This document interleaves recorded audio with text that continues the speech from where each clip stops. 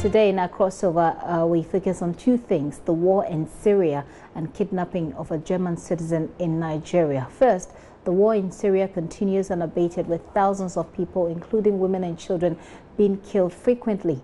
The latest is a trade of accusations among world leaders. The West on one side accusing the Syrian government's ally Russia of using chemical weapons, whereas Russia on the other hand denied the accusation, calling it staged. My colleague Mamavi Owusu-Abuaji has been speaking with Thomas Sparrow, political correspondent with our partners, the DW, on this development in that region. Thomas, on the use of chemical weapons in Syria, we've pretty much heard from the US, we've heard from France, we've heard from the UK. Considering Germany has taken in a lot of refugees in the past, what's the perspective, what's the German perspective of what's going on in Syria?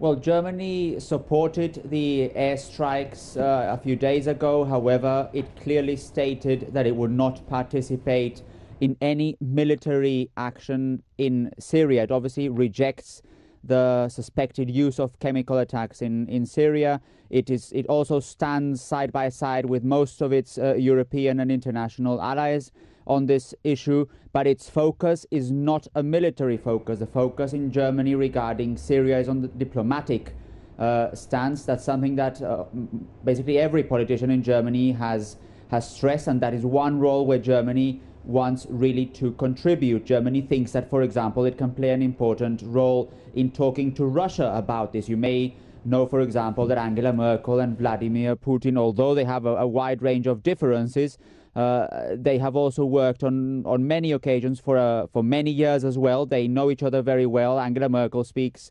Russian, Vladimir Putin speaks German, so there is a sort of possibility that Germany could have a link to Russia when it comes to this type of dialogue. In fact, Angela Merkel and Vladimir Putin spoke on the phone a few days ago, and Angela Merkel stressed that she would like to meet Vladimir Putin personally also to discuss these issues.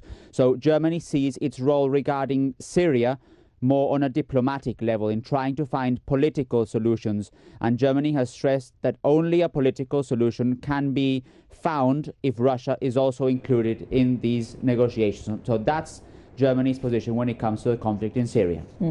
In the UK, the double agent who was killed, and then subsequently the spy who was hospitalized because of the use of chemical agents, that whole trend has started another conversation of a Cold War that's happening.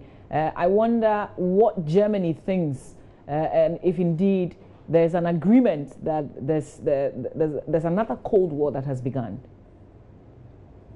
I don't think German politicians would describe it as a Cold War. That would be a bit too much, but obviously they have openly stressed that the relationship between Germany and between other Western allies and Russia is not very good at the moment. The case you mentioned in Salisbury or the situation now in Syria obviously point to that argument that the relationship with Russia is certainly not at its best. However, Germany has stressed on various occasions that it's important to mention when things are not going well. In other words, stress where there are differences, yet at the same time maintain channels of communication open, because that's the only way that those problems might be resolved. And we're not only talking about Syria or about the Salisbury case, we're also talking about the situation in Ukraine, which is a conflict that particularly worries Germany and other European countries. So there are those two sides of the story: telling Russia clearly when something from Germany's perspective is not correct or it's not as it should be, yet at the other hand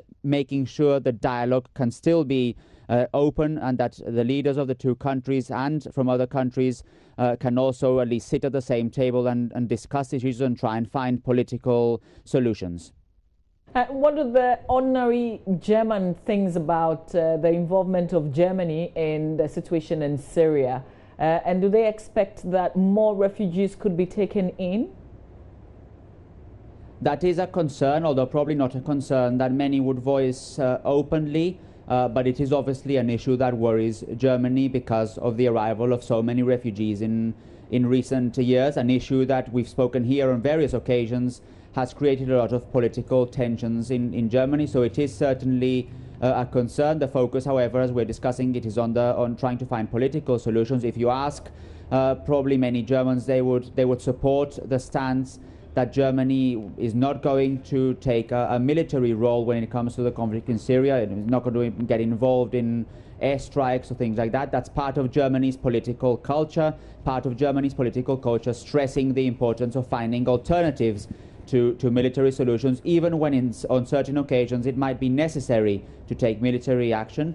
But probably most people would agree with the idea that Germany focuses rather on the political impact of all this, on a political solution, and not necessarily on the military aspect of this. At the same time, many people here in Germany would like Germany to have a stronger position internationally. That's been one of Germany's key strategies in recent years, trying to become a more important player on the international scene. But German politicians, when asked about this, they say that there are many ways of becoming stronger internationally, and the way that Germany would like to become stronger internationally is precisely by keeping channels of communication open. Let's talk about something that's been developing not too far from Ghana, in Nigeria, where we're told a German citizen has been kidnapped. What do we know about this person?